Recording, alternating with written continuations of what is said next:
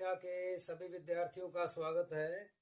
आज हम मैप के अंदर जो महत्वपूर्ण ऐतिहासिक स्थल हैं वह भरना सीखेंगे। जैसे कि कल की वीडियो में हमने कुल मिला के 4 स्थल बताए थे और आज कुल मिला के हम 5 या 6 स्थल बताएंगे जो आपकी परीक्षा में काफी महत्वपूर्ण साबित होने वाले हैं और हो सकता है 1 या 2 कोड या किसी भी कोड में ये महत्वपूर्ण स्थल अवश्य ही आपको देखने को मिले। तो इसलिए इन सभी पॉइंट्स को अपने मैप के अंदर ध्यान से भरना सीखें और इससे लाभान्वित हों। एक बात और, इस वीडियो के माध्यम से न सिर्फ मैप भरना सीखेंगे आप लोग, बल्कि उन पॉइंट के बारे में, उन जगहों के बारे में भी कुछ अतिरिक्त जानकारी आपको उपलब्ध कराई जाएगी। इसलिए इस वीडियो को ध्यान से देखें और अपना ज्ञानार्जन शुरू करें।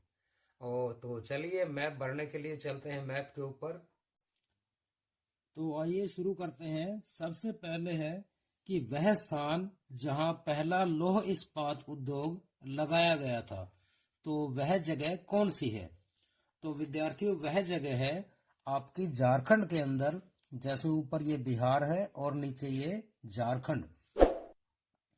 तो झारखंड के अंदर जो इलाका थोड़ा सा इस तरफ आता है, बिल्कुल वहीं आप एक डॉट लगाएंगे और डॉट लगाने के बाद उसके बाद आप एरो मार्क बना करके आप लिख दें जमशेदपुर।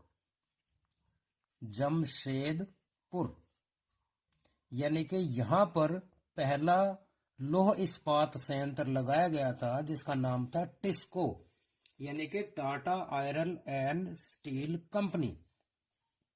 और यह लगाया गया था कब? यह लगाया गया था 1907 के अंदर।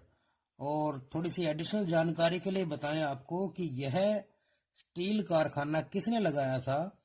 तो विद्यार्थी, यह लगाया था जमशेद जी नुसरवानी टाटा, ये इनका नाम था। और इन्होंने ही यह जो शहर था जमशेदपुर, यह शहर भी बसाया था। और ये पारसी समुदाय के ये व्यक्ति थे। और टिस्को, ये जमशेदपुर के अंदर जो हमने अभी स्थल भरा है, टिस्को की स्थापना जो हुई थी 1907 में। इस कंपनी की एक और महत्वपूर्ण विशेषता क्या है विद्यार्थियों?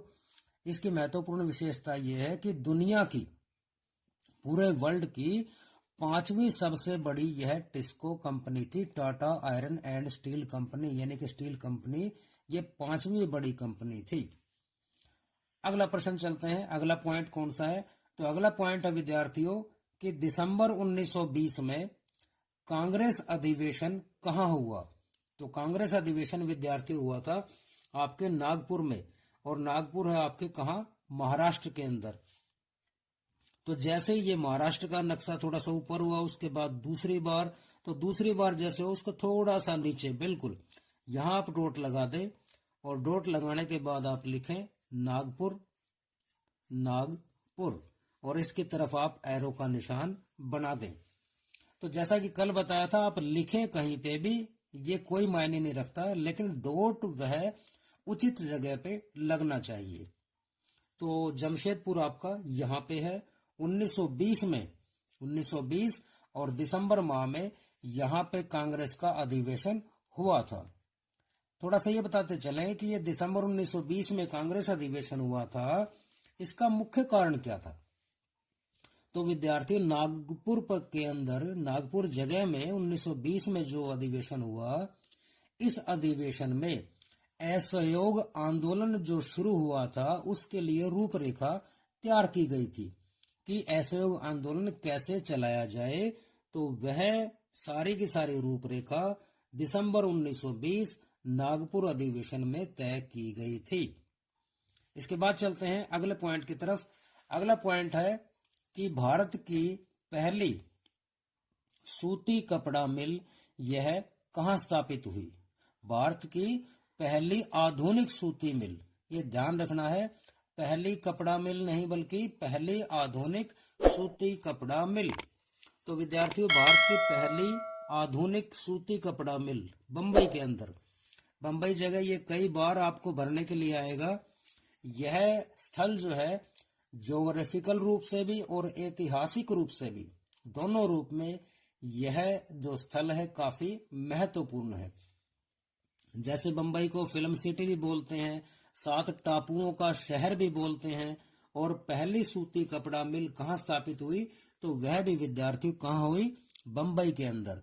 और इसके स्थल की पहचान, जैसे महाराष्ट्र का जो नक्शा है ये समुद्र की तरफ हल्का सा आपको कटा मिलेगा, बिल्कुल यही है बंबई, या आजकल जिसका नाम है मुंबई। यहां आप लिख सकते हो बंबई, क्योंकि उस समय हम बंबई का जिक्र कर रहे हैं, बंबई बता रहे हैं, तो आप बंबई लिखेंगे। और यह कब हुआ था स्थापित, 1854 में, 1854 में। यहाँ एक बात और बताते चलें कि भारत की पहली सूती कपड़ा मिल जो स्थापित हुई थी विद्यार्थियों, सूती कपड़ा मिल, वह स्थापित हुई थी वैसे कहाँ पे, कलकत्ता के अंदर, लेकिन वह आधुनिक नहीं थी। कलकत्ता बिल्कुल यहाँ, बिल्कुल इस तरफ, यहाँ पे डॉट, यानी कि पश्चिम बंगाल में। तो पहली सूती कपड़ा मिल तो बिल्कुल वो थी, और वह स्थापित हुई थी 1818 में। लेकिन पहली आधुनिक सूती कपड़ा मिल, आधुनिक, ये ध्यान रखेंगे, तो वह आपकी स्थापित हुई बंबई में। अब इसके बारे में थोड़ी सी एडिशनल जानकारी क्या है। एडिशनल जानकारी विद्यार्थी ये है कि यह सूती कपड़ा मिल जो थी, इसका नाम क्या था, तो विद्यार्थी इसका नाम था Bombay spinning and weaving company, Bombay spinning and weaving company. और इसको स्थापित किया था कवासजी डाबर ने, जो एक पारसी उद्योगपति थे। अगले पॉइंट की तरफ चलते हैं विद्यार्थियों। अगला पॉइंट है कि 18वीं सदी में हाशिए पर 2 बंदरगाहें पहुंच चुकी थी, यानी इनका महत्व कम हो गया था। तो वह बंदरगाहें कौन सी हैं, तो वह बंदरगाहें हैं विद्यार्थियों, पहली बंदरगाह है आपकी गुजरात के बिल्कुल नक्शे के यहां बिल्कुल नीचे, इसका नाम है सूरत। सूरत बंदरगाह, इसका महत्व काफी कम हो गया था, या यूं कहें सूरत बंदरगाह का महत्व घट गया था। तो सूरत ये बिल्कुल इस तरफ। और दूसरी बंदरगाह थी, वह बंदरगाह थी विद्यार्थी हुगली। हुगली जैसा आप इस तरफ चलेंगे जमशेदपुर, और इधर आपका ये कौन सा है, पश्चिम बंगाल। और बिल्कुल यहाँ पे, यानी कि ऊपर कलकत्ता है, नीचे साइड में, और यहां आप लिख दें हुगली, बिल्कुल ऐसे। तो दूसरी बंदरगाह थी हुगली, जिसका महत्व कम हुआ था। और महत्व कम इन दोनों बंदरगाहों का हुआ था कम, तो कारण क्या था, तो मुख्य कारण था एक तो बंबई बंदरगाह का विकसित होना, और दूसरा था कलकत्ता बंदरगाह का विकसित हो जाना। इस कारण इन दोनों बंदरगाहों का महत्व वह कम हो गया था। अगला पॉइंट है विद्यार्थियों, अगला क्वेश्चन या प्रश्न जो भी कहें, पूर्ण स्वराज्य की मांग कब और कहां की गई थी। तो विद्यार्थियों पूर्ण स्वराज्य की मांग की गई थी कहां पे, पहले तो पॉइंट देखें। जैसे पिछले मैप में हमने बताया था अमृतसर, तो अमृतसर है आपके बिल्कुल पंजाब का, जो नक्शा थोड़ा सा बाहर की तरफ होता है यहाँ पे, और इसके बिल्कुल इस तरफ ये दिशा कौन सी है, उत्तर, और ये पश्चिम, उत्तर पश्चिम दिशा में पाकिस्तान के मैप के अंदर ये है आपका लाहौर। तो पूर्ण स्वराज्य की मांग लाहौर में की गई थी। और ये कब की गई थी, ये अधिवेशन कब हुआ था, ये अधिवेशन हुआ था 31 दिसंबर 1929 को। आप नोट भी कर सकते हैं, 31/12/1929 को यह अधिवेशन हुआ था।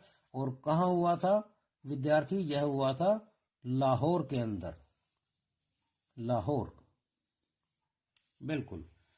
तो लाहौर में यह जो अधिवेशन हुआ था, इस अधिवेशन की विद्यार्थियों अध्यक्षता की थी, किसने अध्यक्षता की थी, जवाहरलाल नेहरू ने, जो हमारे देश के पहले प्रधानमंत्री थे। और इस अधिवेशन के अंदर क्या घोषणा की गई, सबसे पहली बात तो पूर्ण स्वराज्य की घोषणा की गई।